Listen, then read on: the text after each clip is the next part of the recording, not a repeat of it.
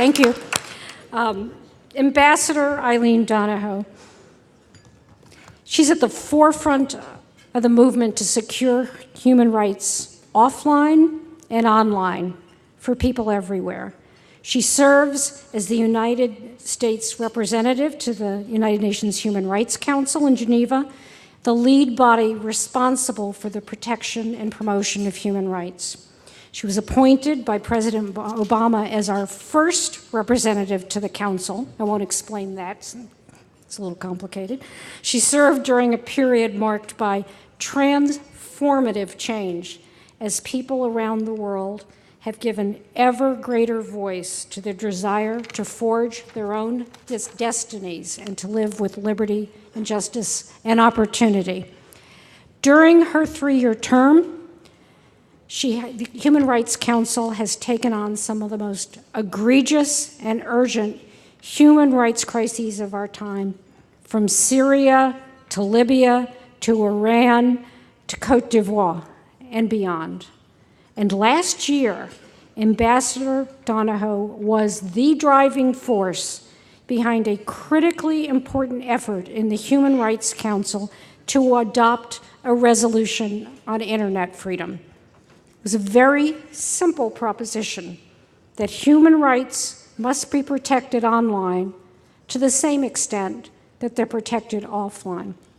Simple, but with extraordinary implications for human rights in the 21st century. Please join me in giving a warm welcome to Ambassador Eileen Donahoe.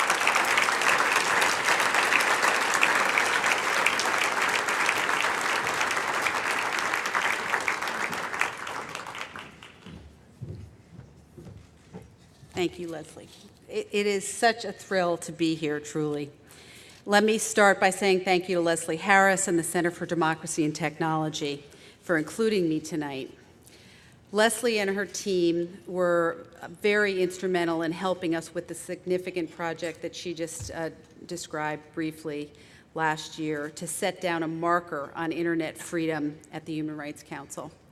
Mitchell Baker was also a very key player in this effort. So I feel like tonight I am here with my gal pals, and I am honored to stand with Leslie and Mitchell before this very vibrant CDT community. Before delving into the overlapping priorities of CDT and the Human Rights Council, I'd like to set the stage by touching on a few very simple yet profound and interrelated ideas. Let me start with a simple assertion. Information, freedom, and power are intricately linked, and this link has significant bearing on the protection for human rights. Access to information is essential to freedom, and arguably makes freedom meaningful and possible.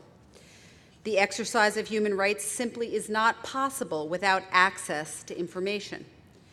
Freedom of expression, that most basic human right, necessarily entails the right to seek and receive information, as well as the right to communicate about it. The freedom to assemble or associate rests on a presumed ability to share and discuss information. Furthermore, widespread access to information is essential to the functioning of democracies, where the will of the people, ideally a well-informed public, is the source of government legitimacy. Greater and greater access to information also turns out to be very threatening to governments that do not derive their power from the will of the people. These are not new ideas, but their relevance to the battle for human rights today has moved front and center, in part because of technological innovation and development. Technological change, especially with respect to the way people access information via the internet, has created dynamic new opportunities for information sharing and community building. It has also shifted some important power dynamics. Technology has altered the mode, scope, and scale of information accessibility to the public to such an extent that it has changed people's expectations about their own freedom and ability to access information quickly and globally. This enhanced ability to access information has heightened people's expectations with respect to government transparency and openness. And this change in people's expectation and behavior has put more power in the hands of citizens and placed enormous pressure on governments, especially those that do not see the benefit of or derive power from an informed and empowered public. So this leads to our work at the Human Rights Council. Just a few years ago, the Council was viewed as the poster child for UN dysfunction. Its flaws were serious and multiple, including consistent failure to speak out and act on chronic and urgent human rights crises, membership that included states with poor human rights records, a structural, persistent anti-Israel bias, and political regional bloc dynamics that obstructed action. Despite these problems and amidst considerable skepticism, in 2009, President Obama changed course from the prior administration's policy, which was essentially to boycott the Council. And he made the decision to invest U.S. diplomatic energy to try to reform the body from within. Fast forward 3 years. While serious flaws remain, the Council's agenda now addresses many of the world's most egregious and chronic human rights violators. We have turned global attention to civil and political rights such as freedom of expression and internet freedom. And the Council has found new ability to address crisis situations as they emerge in real time. How did this turnaround happen? There are, of course, many factors, but one factor stands out. I believe changes in people's expectations and aspirations, particularly in the Middle East and North Africa during the Arab Awakening, played an enormous role in triggering a corresponding awakening at the Council and in setting us on a new trajectory. Two specific cases are illustrative of this turnaround. The first was the Council's response to the revolution in Libya. As Gaddafi proclaimed his intention to crush the will of the Libyan people and hunt down critics of the regime like rats, the global community watched and shared in a genuine sense of horror as violence played out across our screens and Twitter feeds and was documented in YouTube videos. Human rights defenders descended on Geneva and demanded that the international community not just watch, but provide a unified response. This set in motion an urgent session at the HRC, something that previously would have been politically impossible, especially since Libya was a sitting member of the Council. In one of the most dramatic moments ever witnessed in the Council chamber, the Libyan representative announced that he was no longer representing the Gaddafi regime and instead was speaking on behalf of the Libyan people. Council members responded by dispatching a commission of inquiry to investigate gross and systematic human rights violations and called on the UN General Assembly to suspend Libya's membership rights in the Council. This unprecedented and unified response to a crisis in real time was inspired and fueled by the democratic aspirations and expectations of the Libyan people, communicated to the global community via the internet and other information communication technology. The second illustrative case is the Council's handling of the crisis in Syria. After initial reports that Assad's forces unleashed heavy weapons against unarmed, peaceful protesters, the Council dispatched a fact-finding mission. As information and images of the catastrophic humanitarian situation flowed out of Syria, the Council raised pressure on Assad by creating a commission of inquiry to document the widespread systematic human rights violations. And that commission has assembled a substantial body of evidence that will be used to ensure future accountability. These responses would have been unimaginable just a few years earlier. Yet the wave of popular demands that arose during the Arab Awakening and that spread and were amplified via the internet brought the issue of freedom of expression, freedom of peaceful assembly and association, and the demand for democratic governance squarely before the Council. These demands became the impetus for positive change within the Council itself. So let me just turn to the issue of internet freedom directly. We believe the internet has become the landscape for human rights promotion and protection in the 21st century. Citizens around the world rely on the functionality and interoperability of the internet for the free flow of information essential to exercising their rights. Yet some governments have not yet fully internalized the basic premise that human rights must be protected online to the same extent as they are in the physical world. What we observe is a fairly strenuous effort by many governments in their own domestic spheres as well as in international fora to establish de facto a new, weaker standard for protection of human rights online.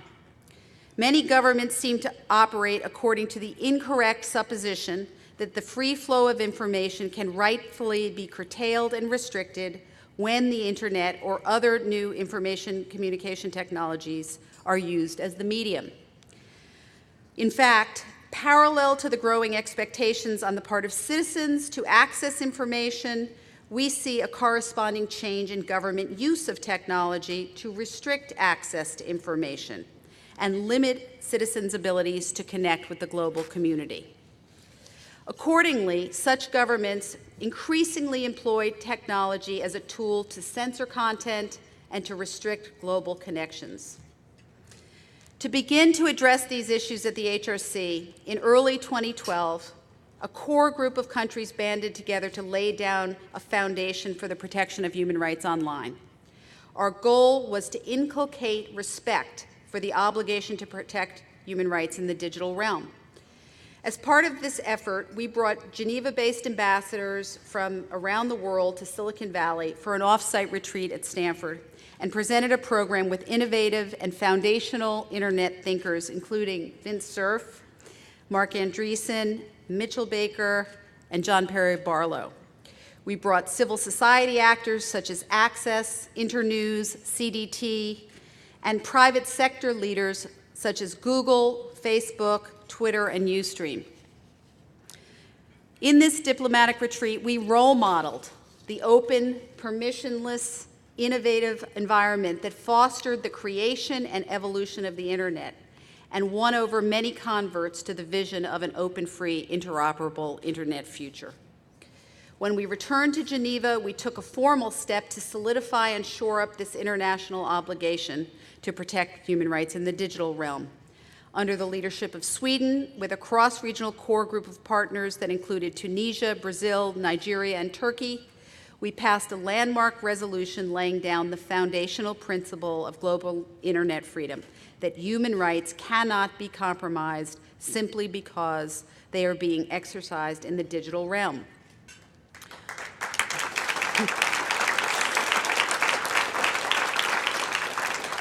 Astoundingly, this resolution passed by consensus.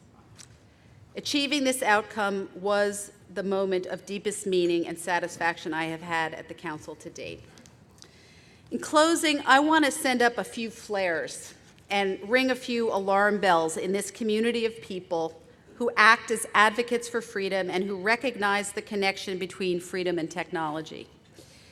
From where I sit as a diplomat in a multilateral setting, it is apparent that the lines between internet freedom, internet governance, and cybersecurity have blurred. Whereas we used to be able to discuss the human rights dimensions of internet freedom fairly cleanly as a distinct topic at the HRC, now conversations taking place in other international fora about internet governance and cybersecurity are bleeding over into human rights conversations. And the threats to human rights, and in particular freedom of expression, has increased substantially. We are at a very worrying crossroad. The international community is faced with competing and incongruous visions of the role that information and communication technology should play in our global society. One vision embraces innovation, openness, distributed multi-stakeholder authority and decision-making. The other puts priority on security and sovereignty and envisions authority in the hands of the states. The former model is consistent with democratic liberal values, whereas the latter reinforces authoritarian tendencies. In effect, we are in the midst of a battle over which narrative will dominate the international understanding of internet freedom. And the implications of this battle are huge. For those on the liberal democratic side, I fear we are behind the curve in controlling the dominant global frame and terms for understanding internet freedom. If our vision of an open, interoperable, multi-stakeholder internet is to prevail, and if we are to live up to our responsibilities as stewards of human rights, we must not only be vigilant and proactive in all multilateral settings, but we also must find more compelling arguments than we have to date.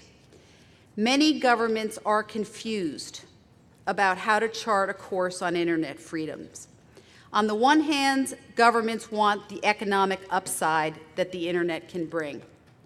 No one wants to be left out of the potential economic gains, and many governments hope that by embracing technology, and particularly mobile infrastructure, they can actually leapfrog beyond the steps that were necessary in the past for economic development. This is good. On the other hand, misleading arguments framed around issues of fairness and democracy have come into play and are leading many governments down the wrong track. Specifically, there's a growing meme that internet governance needs to be more democratic. Unfortunately, in this context, democratic is code for moving away from the current decentralized multi-stakeholder model, which is perceived as being controlled by the US or the West, to a system that would place greater degree of control of the internet in the hands of governments and intergovernmental organizations. This argument may be superficially compelling with its appeal to democracy, but it is extremely insidious. It misuses the term democratic in an almost Orwellian fashion. Greater democracy in fact, means greater centralized control in the hands of governments and intergovernmental organizations. This would be antithetical to the decentralized network nature of the internet. Further, and ironically, the desired change would in fact give greater control over the internet to some governments that do not embrace freedom of expression and that in fact lack recognized democratic practices at home vis-a-vis their own populations. This confused or faux argument imports the mistaken assumption that governments are and should be the central players in the future of the internet. While many governments pay lip service to the importance of the multi-stakeholder model, they nevertheless often assume that governments should be dominant and that civil society and the private sector should be secondary players. This understanding inverts the actuality of how the internet has evolved and functions. There are many problems that flow from this inversion, but perhaps the most problematic is the very real threat to the functionality of the internet. Putting aside the concerns about nefarious efforts to restrict freedom, does anyone think that giving governments greater control over internet operations will lead to increased internet functionality or performance? Equally fundamental, by inverting the current understanding of the multi-stakeholder model such that governments are given preeminence, we will almost certainly sacrifice the priority of place currently given to openness and interoperability. Instead, under a rubric that envisions internet sovereignty, we could devolve into a balkanized, fragmented internet that is subdivided into separate firewalled enclaves. This vision of the internet is ultimately a vision of the internet's destruction. To close, I'd like to come back around to the simple yet profound idea that information and freedom are linked.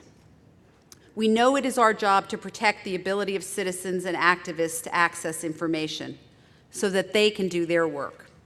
But we also have an affirmative responsibility to speak up ourselves so that human rights defenders who live and work in oppressive systems get the message that we know and care about them, that people are fighting for their rights, and that they are not alone. Sometimes this can be done without technology. There are many poignant stories of prisoners who were kept alive by a sense of connection that came from a message scribbled on a prison wall or a clandestine note passed hand to hand. I was recently reminded of a contrary story through a poignant quote from a prisoner held in Auschwitz during World War II who did not get this message and who instead voiced the most horrific existential fear when he said, quote, "God forgot us and the people of the war forgot us." This stark expression serves as a constant reminder and motivation. At base, whether using technology or our own voices, human rights work is about connection and a shared responsibility to prevent the experience of abandonment and isolation. Our hope is that you all put the tools of technology to work for this purpose.